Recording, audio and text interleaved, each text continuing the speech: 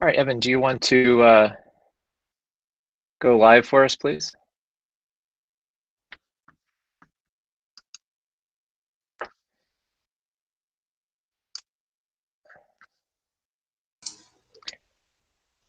All right, I'd like to welcome everybody. This meeting is being recorded.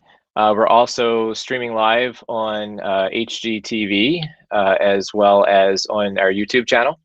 So anything that you say in tonight's meeting is being recorded and broadcast. So I'm going to call to order the meeting of the subcommittee meeting of the ad hoc committee to review the regional agreement. As such, this is there's two parts to our meeting tonight. The first part is I'm going to give a very brief overview of the regional agreement for those watching at home, those newer to the committee, and then we're going to invite the public, including many members of our towns here, to input. We have what is potentially a quorum of the full school committee here, or getting close to it. I want to remind members that aren't on the subcommittee that they're sitting and listening. We'll have an opportunity to debate this on Monday night as part of our regular school committee meeting. We're really here to listen to the towns tonight. So again, I just want to very briefly present some key points of the regional agreement on a short little PowerPoint. So let me call that up. So again, thanking the members of the public and folks from the towns who are here to share their thoughts with us tonight. So some key overviews. The regional agreement must be reviewed every 5 years. The current changes were voted in May 2016 and approved by DESI in January of 2017. This time frame has been different in past years, but traditionally this has been a 5-year review, and that's what the document currently states. Any changes require votes from 4 of the 5 towns at a town meeting and approval by the Commissioner of Education. So then I'm just going to go through a few of the sections very briefly, high level, skipping past section 1 for the moment. Section 2 says that the high school must be in Holden, and if there is another high school, it may be in other towns.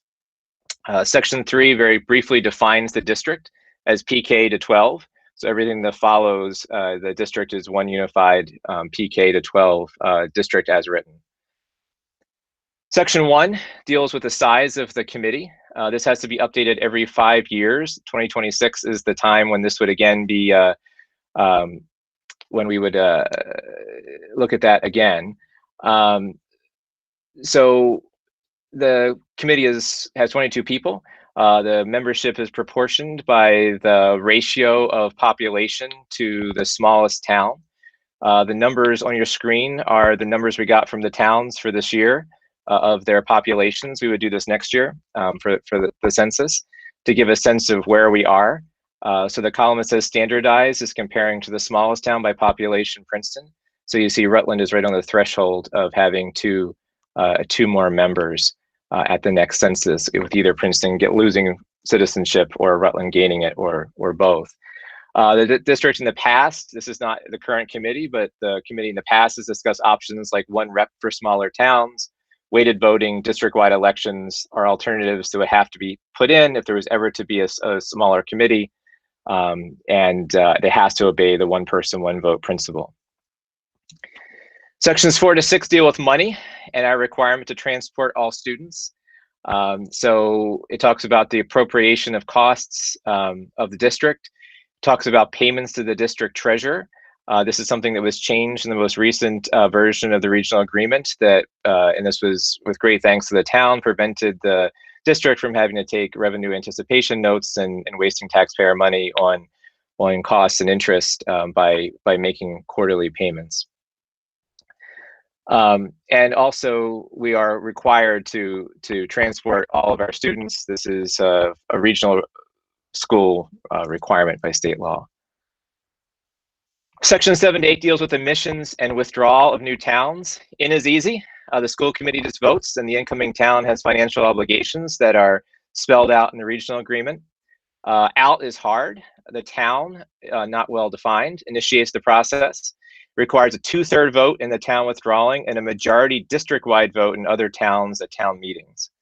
Out's also expensive. There are pay shares based on student population of all the debt-free facilities at replacement cost in the current language in the agreement, and there is no language around partial withdrawal. So the district was defined as PK to 12.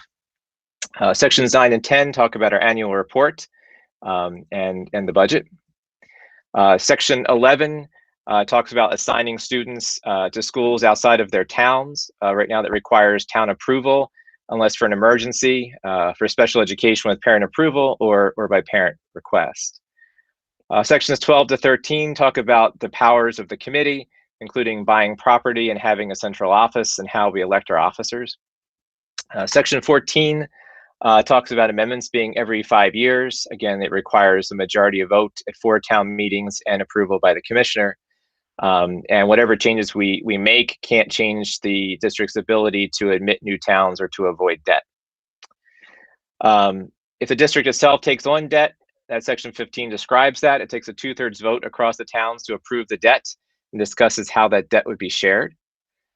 Section 16 talks about the district's ability to use to fund capital expenses from surplus or E&D. This is something we actually ran into recently when we were trying to put a roof on the ECC. That it limited $250K to what we could put from E&D from that charge.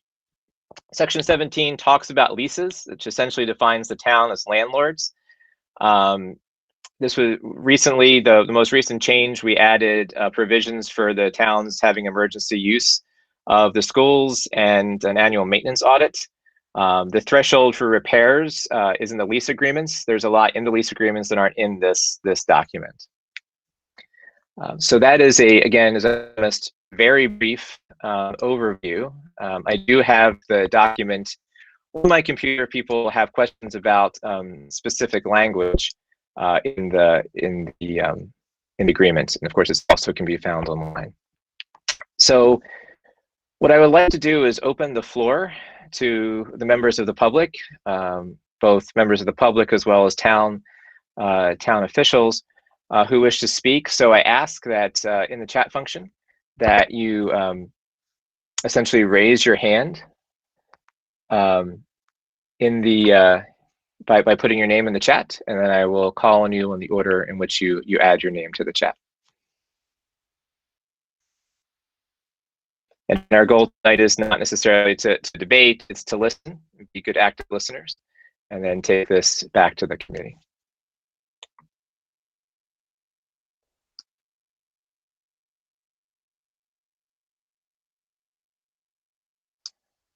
All right, Selectman Levine, Bob, you wanna have the floor? Yeah, thanks, Ken. Just one quick question. What's the process on the whole agreement, regional agreement review going forward? There's 2 things that we're required to do. We're required to write a report every 5 years to the town that discusses our review of the document. And if there are any changes, it has to be voted on at either a general or a special town meeting and then approved by 4/5 of the towns. So we do have a requirement to issue a report every 5 years to the towns. Great. So the board and the town, if we have suggestions for the school committee to think about in terms of changes to the regional agreement, what's the process for that? Should we talk about them now, or do you want me to send you an email with them? I would recommend both. I would suggest that you bring it up tonight. And if you could submit a letter or email to myself and Chair Dennis so that it can be shared with the committee when we deliberate, that would be good. The school committee will have its input on Monday night, and then the subcommittee is going to meet on the 14th to review all of the input from the town and from the school committee. Okay. And then decide how to move forward process-wise. Okay, so if I may, some of our initial thoughts, we haven't really finalized them yet. I'm still waiting to hear back from a couple of my members, but by and large, we've got a handful of things that we're hoping that you'll take up for consideration. And I'll also defer to Peter Lukes. I think he's on the call here too. And also Paul Challenger, who chairs our finance committee. In no particular order whatsoever, one of the things that we've been talking about is, and I think some of you will agree, is having a discussion around reducing the size of the school committee and going to a weighted voting model. It just feels like this, with the population growth that we have in all of the towns, this is going to be, it's already a bit of a monster, and it's just going to grow even more if Rutland's on the brink of getting 2 more people as well. And make that weighted voting based off of, very similar to the model we have now, but base it off of the population, so that, and have it reviewed every 5 years with the census, so that we can keep it fair and balanced as well. One of the other things we were hoping that you would consider is, and you had kind of talked about it a little bit, Ken, is the partial withdrawal. You know, right now we're a district pre-K to 12, and it doesn't seem to make sense given the changing dynamics since this was originally written, and maybe changing it to partial, whether it's pre-K, K through 8, 9 through 12, so the member towns don't have the option to discuss maybe taking out middle school or elementary school, but not the high school, because they want to stay in there. One of the other things we talked about is, again, to your point, Ken, it's very difficult to leave the district because it's basically, you need all 4 towns to agree to it. We would like to see that reduced, and not so much from the town standpoint. I think 2/3 is reasonable at town meeting, but reducing the number of approval votes that would be needed from the other towns if a member town were to leave. Nothing that's imminent or on the table for us, for sure. You know, we still want to be good partners, but having that option, it doesn't really feel like any of the member towns have that option the way it's currently structured. The last ones I think we have are smaller ones that I'll include in there, but probably revolve around transparency, and I'll let Paul speak to that as well. But we'd like to see kind of like a hard deadline, maybe a little bit earlier in the budgeting process, and I know in something we can speak about with the district on what makes sense, so we have a little bit more time to build our budget. It feels like we build our budget and then we have to tear it up and throw it away and kind of, you know, go off to the races in a sprint to get it redone, to work around the budget that we get from the school. And then also some sort of requirement for greater transparency. I think we're moving the ball in the right direction, but still it's really hard to read that budget unless you've got the super secret decoder ring to know what all the line items are. That's really, so far, is it nothing too crazy, but we'll put everything in writing in a formal email and get it over to you and Chair Dennis. But thank you for putting this together too on such short notice, Ken. Thank you. Since Bob brought up other members of the Holden delegation, are there other Holden folks that he referenced who wanted to add something?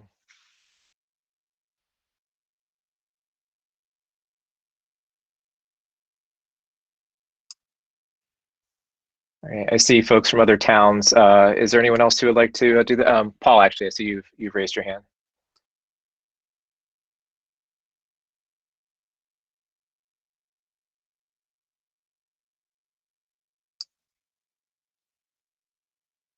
Paul, do you want to have the floor? Because you're muted if you're talking. I'm sorry, I thought you were controlling the muting.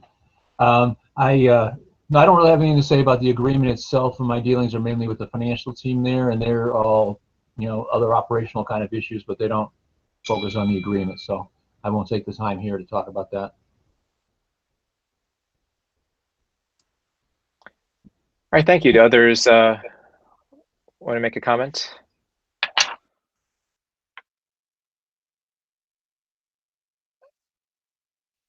Member Knowlton, there's a member from a person from your town who wished to have something read into the record. Speaking by proxy, do you read that, Director, or shall I? Yes, whatever you prefer. I wasn't intending to read it line by line, but just sort of summarize or distill what was there. Maybe if you're going to summarize it, maybe I should do that, because I don't, just to make sure we don't violate any sort of open meeting laws. You bet. Sure. We did get an email from Wayne Adams, who's the chair of the advisory committee in the town of Princeton, who was planning to make the call when you're not here, right? All right. he just wanted to summarize a few in-town meetings held the other week with members of the advisory committee, the select board, the town administrator, and school committees. So he says, Section 6, transportation. He asked for a request that the district share the costs for out-of-district VOC students. Instead of the students' towns picking up 100% of the transportation, the town would pick up 1/5. Currently, Princeton has one VOC student, whereby the transportation cost is $36,000, while the education cost is $24,000. Princeton does not have the visibility to other towns and their out-of-town vocational students, and will be okay to pool all the costs and share accordingly. Request the district to be more transparent with in-district transportation costs and allocations. Not 100% certain for the K-8 in-district students, non-Princeton transportation costs are being paid by Princeton or by the students' towns. Princeton requests that each town pay for their in-district, out-of-town student transportation the same as we do 912. Section 9 annual report. The request may also be applicable for Section 10. In 2019 and several years beforehand, there were more detailed reporting in the budget book that included school allocation formulas and percentages. We have made a request to have this incremental level of reporting be part of the information towns would receive automatically without asking and being ignored repeatedly. Section 10 budget, see request under Section 9, as it may or may not be more appropriate to be in this section regarding the information that no longer is calculated and provided in the towns as found in the fiscal year 19 and before budget books. Request to have budget books updated and reposted in a very timely fashion once the district modifies the budget. For example, FY21, the district had to adhere to FY21 12th budget for a period of months, then submit a revised budget to the state. The FY21 budget still reflects the pre-COVID budget. The request for the revised budget book has been pushed to the side. Request to see more expense breakdown costs for teachers and support staff in the budget book with FTE and average wages. For example, with looking at 2 different schools for custodians, the numbers can be very different with no narrative to the FTE differences. When we look at the line item for teacher salaries, there's no breakdown to the number of teachers in each ladder and rung on a ladder. You have no insight to whether there will be major changes year-to-year wages for teachers based on years of service and transitioning to a different ladder. If there are bubbles and holes in such a matrix, it becomes more evident to see above and below average swings. Request the CFO, school committee, finance committee keep a log of financial information requests for all 5 towns, and when a request is satisfied, all 5 towns will be notified, as well as the school committee, finance committee. Having each town become micromanagers repeatedly for basic information is not ideal. In a broader sense, most advisory committees and finance committees operate with this as part of their charge or bylaw. Example from Princeton's bylaws: in the discharge of this duty, said committee shall have free access to all books of record and accounts, bills, and vouchers on which money has been or may be paid from the town treasury. Officers, boards, and committees of the town shall, upon request, furnish said committee with facts, figures, and any other information pertaining to their several activities as otherwise provided by the law. Reading again from the email, when 50% of the town budget is the school district assessment, and having lack of timely district responses to inquiries hampers the advisory committee in making opinion for town warrant articles and budget planning, as well as town resident questions at points in time throughout the year. Though Daniel and Daryl have been accommodating to the best of their time, improving the contract from a service level may help all. So again, that was from the chair of Princeton's advisory committee, Wayne Adams. Are there other members of the public who wish to speak to this tonight?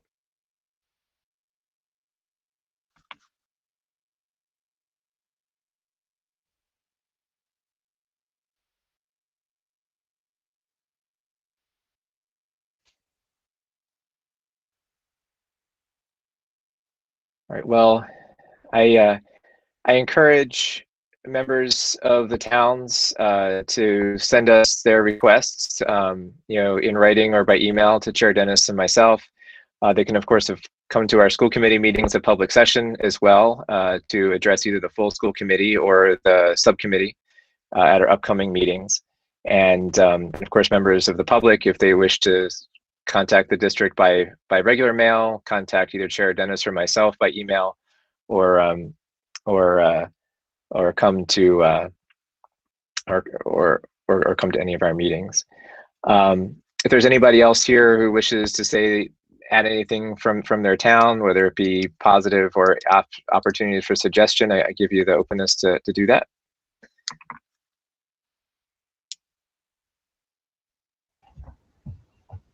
Ken? Paul, yeah. Um, how long is this process?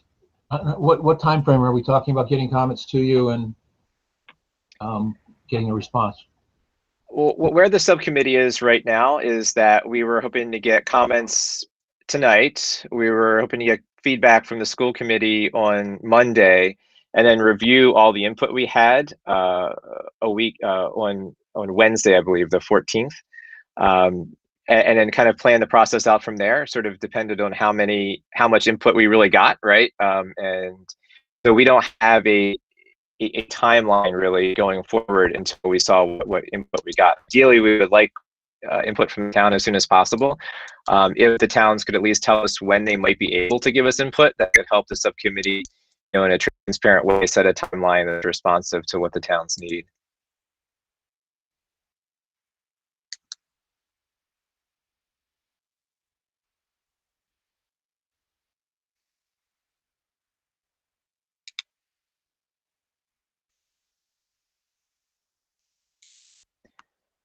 All right, well, I will not put any of our town officials in the spot if they just came to listen. Mike, yeah, Chair Dennis, what do you have?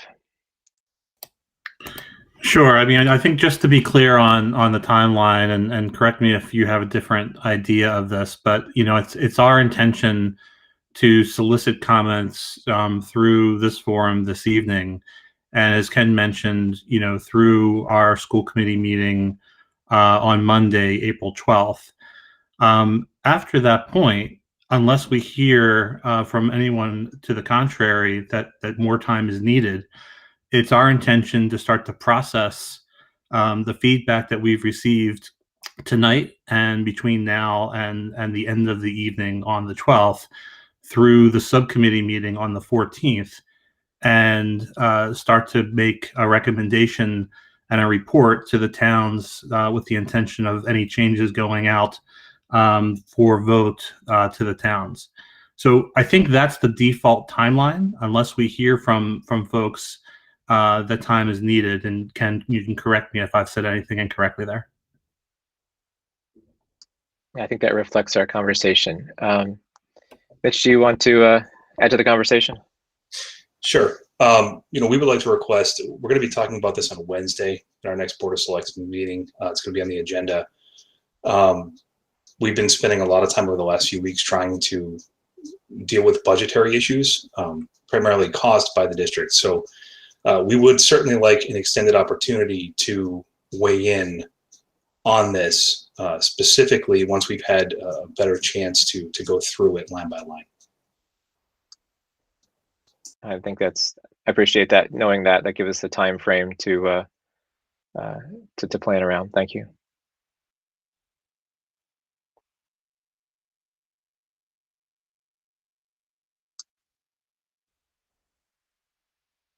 I know Paxton has anything.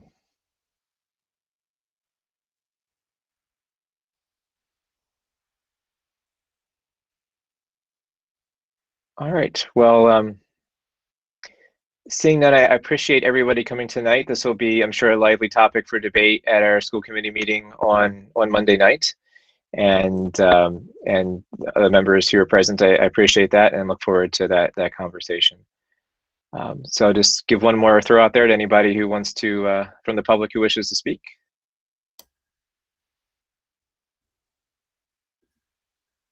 All right, seeing none, since we did call this as a official meeting of the subcommittee, I will take a motion from a subcommittee member to adjourn. So moved. So moved by member Otmar. Is there a second? Second. A second by member Knowlton. So Randy, can you call the roll for the subcommittee? Sure, hold on. Member Mills. Mills, yes. Member Williamson, I don't believe she's on the call. Member Knowlton. Knowlton, yes. Member Lavoie.